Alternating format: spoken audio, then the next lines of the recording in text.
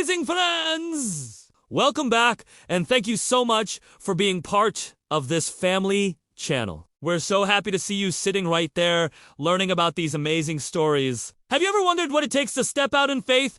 To leave everything you know behind for a promise that seems impossible? Today, we're diving into the incredible story of a man who did just that. A man whose journey of faith would change the course of history forever. Our story begins over 4,000 years ago in the bustling ancient city of Ur, a place of towering ziggurats and thriving trade, located in modern-day Iraq. In this city lived a man named Abram, who, along with his family, worshipped the many gods of his culture. But God had a different plan for Abram. One day, God spoke to him with a staggering command and an even more staggering promise. He said, "Go from your country, your people and your father's household, to the land I will show you. I will make you into a great nation, and I will bless you. I will make your name great, and you will be a blessing." Imagine that. Abram was 75 years old. He wasn't a young man looking for adventure. He was settled with deep roots in his homeland.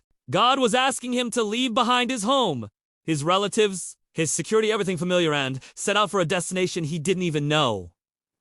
And the promise to become a great nation. This was a monumental challenge because Abram and his wife Sarai were childless and well past the age of having children. Yet, despite the uncertainty and the seeming impossibility of it all, Abram chose to believe. He packed up his belongings, gathered his wife Sarai, his nephew Lot, and all their possessions, and set off on a journey into the unknown, guided only by his faith in God's promise. Their journey led them to the land of Canaan, the land God had promised to give to his descendants. Life, there wasn't always easy. They faced famines that forced them to travel to Egypt and back. As Abram and his nephew Lot grew more prosperous, their herdsmen began to quarrel over grazing land and water. To keep the peace, Abram, with incredible generosity, offered Lot the first choice of the land. He told Lot, "Let's not have any quarreling between you and me. If you go to the left, I'll go to the right.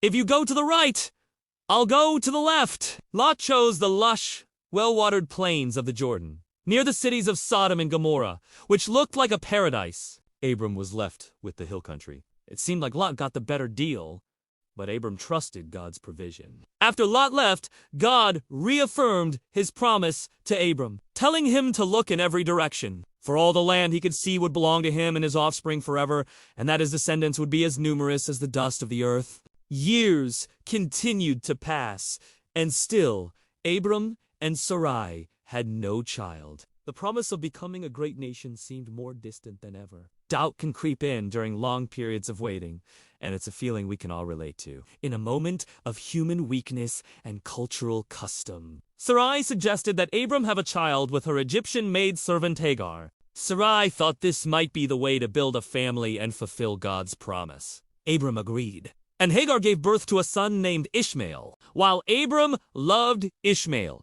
this was not the fulfillment of God's specific promise. It was a plan born of human effort, not divine intervention, and it led to jealousy and conflict within the family. A painful reminder that trying to help God often complicates things. But God's plan was unwavering. When Abram was 99 years old, God appeared to him again. He established a covenant, a sacred agreement with him. He changed Abram's name, which meant exalted father, to Abraham, which means father of a multitude. He also changed Sarah's name to Sarah, meaning princess. God declared, "I will establish my covenant as an everlasting covenant between me and you and your descendants after you for the generations to come, and I will give you a son by Sarah." Think about this moment. Abraham was nearly 100, and Sarah was 90. The idea of them having a child was, by any natural standard, laughable. In fact, when Abraham heard this, he fell face down and laughed to himself, thinking, "Will a son be born to a man 100 years old?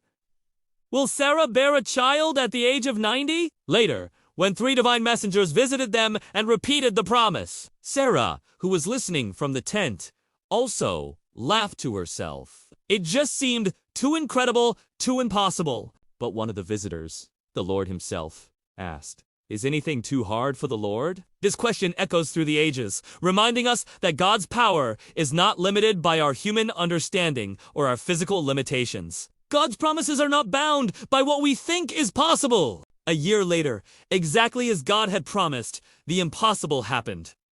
Sarah gave birth to a son. Abraham, obeying God's command, named him Isaac, which means he laughs. The name was a beautiful and constant reminder of their initial disbelief and the overwhelming joy that followed. The laughter of skepticism had been transformed into the laughter of pure, unadulterated joy. The birth of Isaac wasn't just the birth of a child. It was the birth of a nation. It was the tangible, miraculous proof that God keeps his promises, no matter how long the wait, and no matter how impossible the circumstances may seem. But the greatest test was still to come. Years later, when Isaac was a young boy, God spoke to Abraham again and said, "Take your son, your only son Isaac, whom you love, and go to the region of Moriah. Sacrifice him there. As a burnt offering on a mountain I will show you." With a broken heart but unwavering obedience, Abraham rose early the next morning, saddled his donkey, took 2 servants and Isaac, and began the 3-day journey. When they reached the mountain, Abraham built the altar,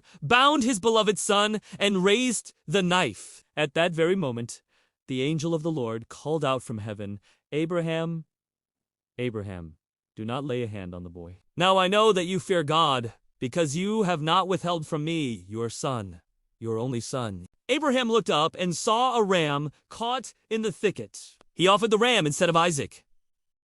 God then renewed his covenant with a solemn oath, promising that Abraham's descendants would be as numerous as the stars in the sky and the sand on the seashore, and that through his offspring all nations on earth would be blessed. Sarah lived to be 127 years old and died in Hebron. Abraham bought a cave called Machpelah to bury her, the first piece of the promised land he would ever own. Later, Abraham sent his servant to find a wife for Isaac, and Rebekah was brought from Abraham's homeland.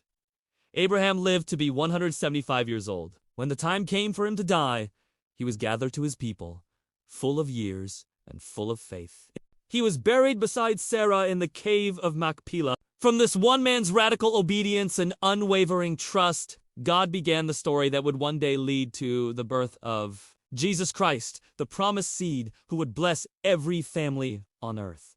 This is the powerful, heartbreaking, and beautiful story of Abraham, the father of faith. Thank you, and God bless you.